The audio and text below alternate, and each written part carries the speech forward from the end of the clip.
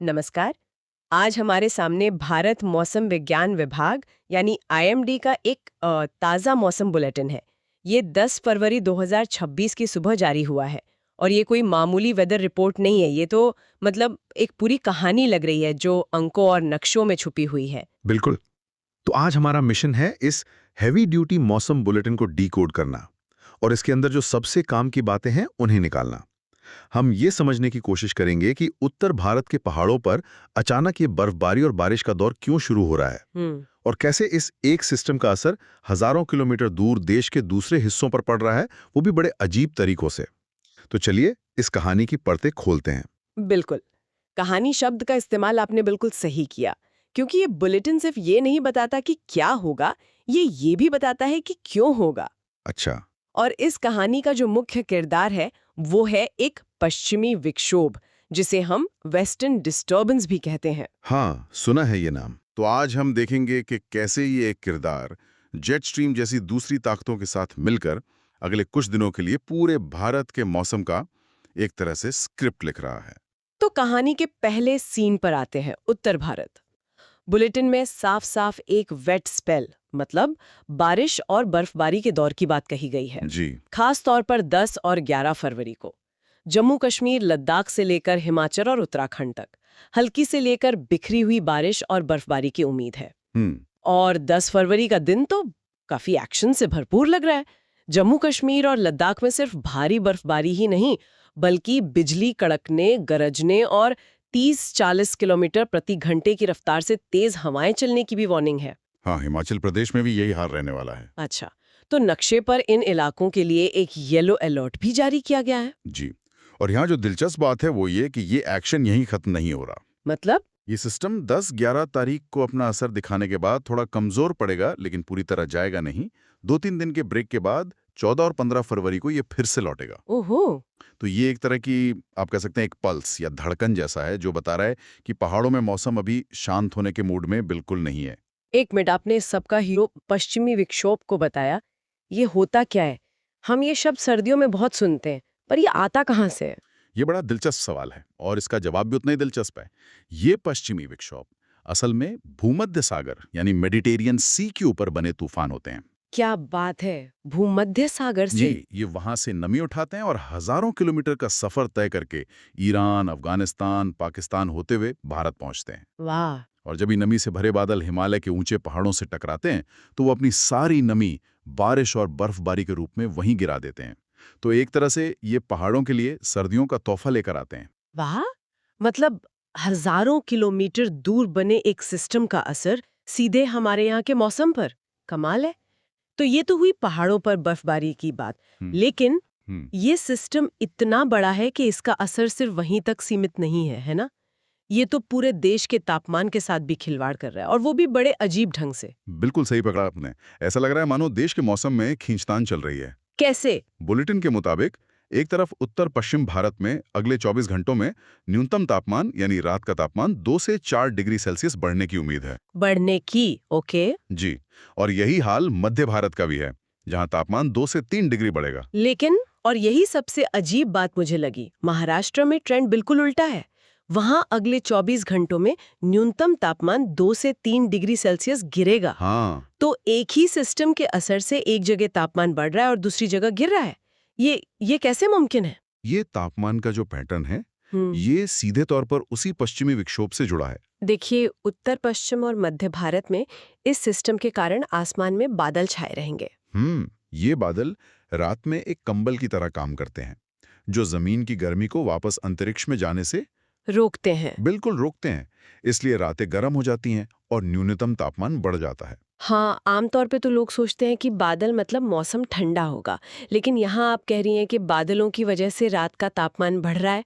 ये तो उल्टा लग रहा है, ऐसा क्यों? ये एक बहुत आम कंफ्यूजन है। हम्म। दिन में बादल सूरज की रोशनी को रोककर ठंडक देते हैं, ये बात सही है। हाँ। लेकिन रात में जब सूरज नहीं होता, तब यही बादल जमीन से जो गर्मी निकल रही होती है उसे रोककर माहौल को गर्म रखते हैं।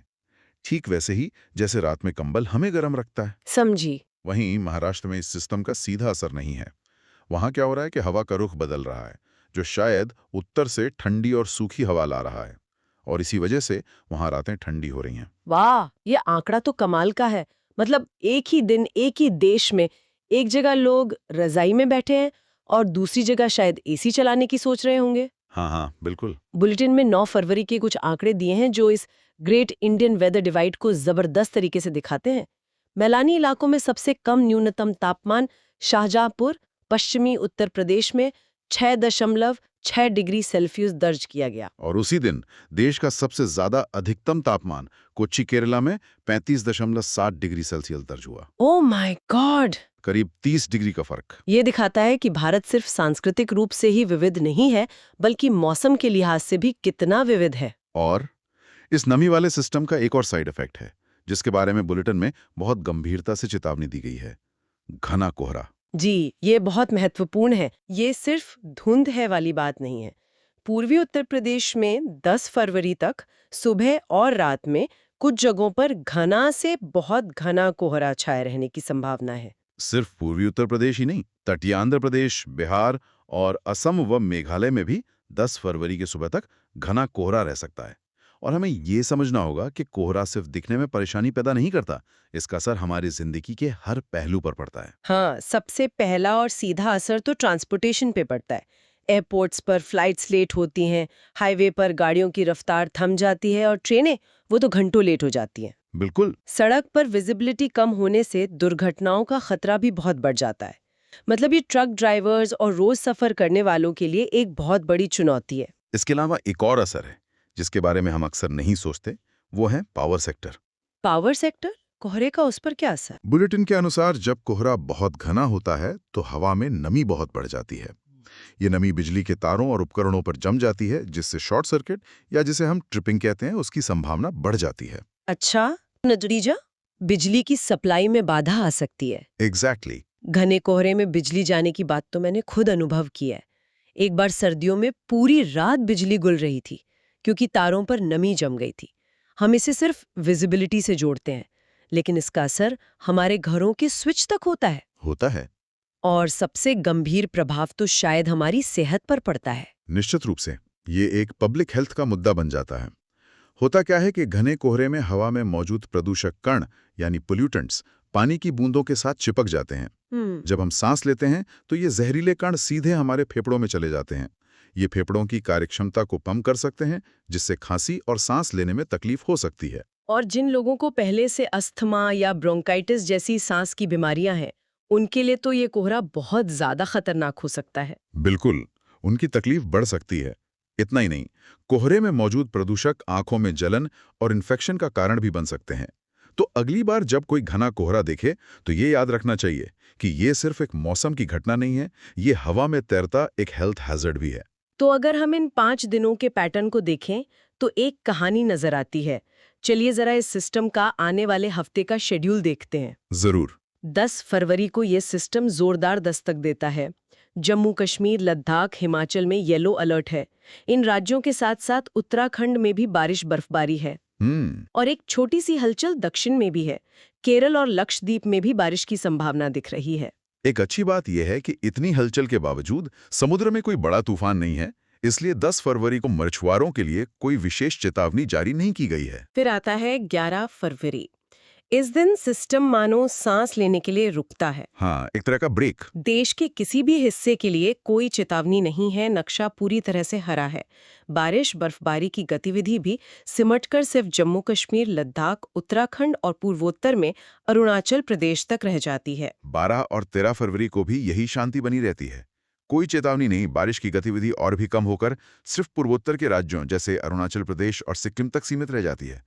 बाकी पूरा देश लगभग सूखा रहता है। और फिर जैसा कि आपने शुरू में बताया था, 14 और 15 फरवरी को कहानी में ट्विस्ट आता है। हाँ, सिस्टम वापस लौटता है। पूर्वानुमान में फिर से जम्मू कश्मीर और लद्दाख में बारिश और बर्फबारी की वापसी दिख रही है, तो पहाड़ों में एक्शन का दूसरा राउंड शुरू हो जाएगा। तो ये पैटर्न साफ है।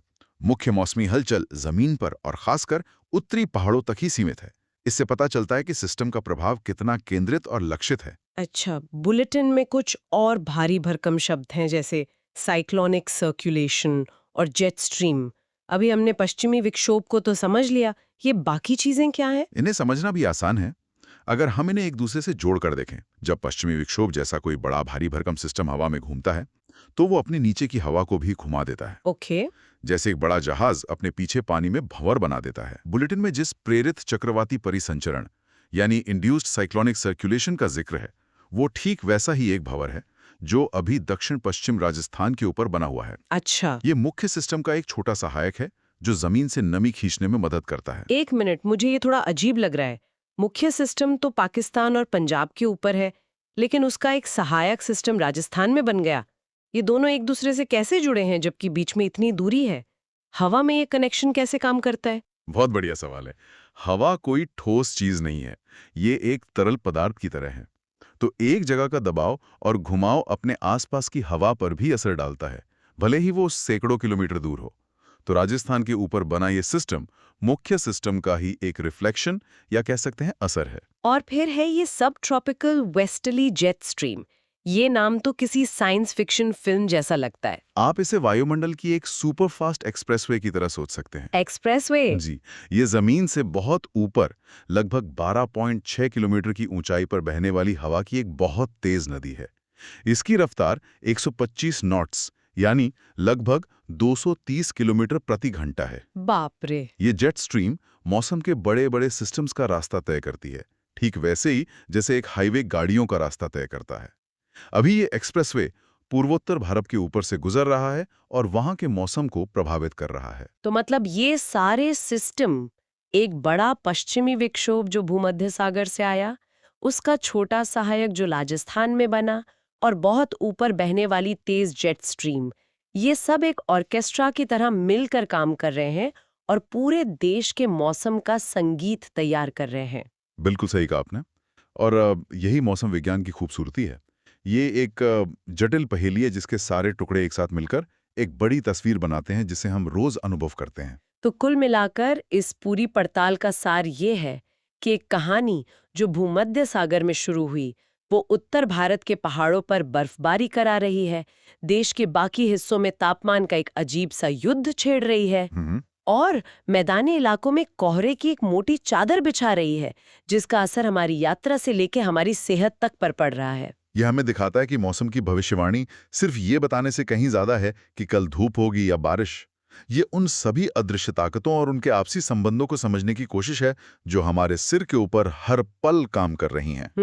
हजारों किलोमीटर ऊपर बहने वाली जेट स्ट्रीम से लेकर जमीन के पास बनने वाले छोटे छोटे सिस्टम तक सब कुछ आपस में जुड़ा हुआ है। आज की इस पूरी बातचीत से एक विचार मन में आ रहा है। हमने देखा कि कैसे एक मौसम प्रणाली आती है, अपना असर दिखाती है, थोड़ी कमजोर पड़ती है और फिर वापस लौट आती है।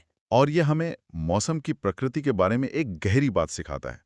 ये सोचने वाली बात है कि जब एक सिस्टम कमजोर पड़ता है तो खाली हुई जगह को भरने के लिए दूसरी प्रणालियां कितनी जल्दी तैयार हो जाती हैं, जिससे मौसम का मिजाज पूरी तरह बदल जाता है। बिल्कुल। ये हमें याद दिलाता है कि मौसम में स्थिरता एक भ्रम है और बदलाव ही एकमात्र स्थिर चीज है।